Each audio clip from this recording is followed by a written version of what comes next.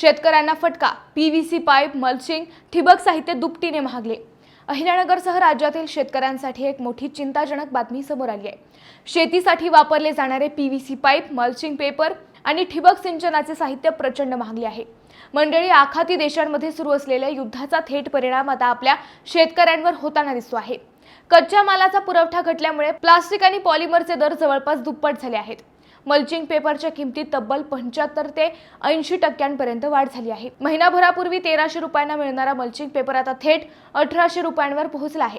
ठिबक सिंचन संचाच्या किमतीतही 50 ते 60% वाढ झाली आहे। इतकंच नाही तर पीव्हीसी पाईपच्या दरातही मोठी वाढ झाली आहे। वेगवेगळ्या साईजच्या पाईपमध्ये 15% ते 50% दरवाढ झाल्याची माहिती व्यापाऱ्यांकडून दिली जात आहे। या दरवाढीमुळे शेतकऱ्यांचे संपूर्ण नियोजन कोलमडले आहे। या दरवाढी मागचं मुख्य कारण म्हणजे कच्च्या मालाची कमतरता। प्लास्टिक तयार करण्यासाठी लागणारे केमिकल्स प्रामुख्याने मध्य पूर्व देशातून आयात केले जातात, पण युद्धामुळे येथील कारखाने बंद पडल्याने पुरवठा विस्कळीत झाला आहे। मंडळी, ही परिस्थिती किती दिवस टिकते आणि शेतकऱ्यांना दिलासा कधी मिळतो हे पाहणं महत्त्वाचं ठरणार आहे। ही महत्त्वाची माहिती इतर शेतकऱ्यांपर्यंत नक्की पोहोचवा। व्हिडिओ शेअर करा, लाईक करा।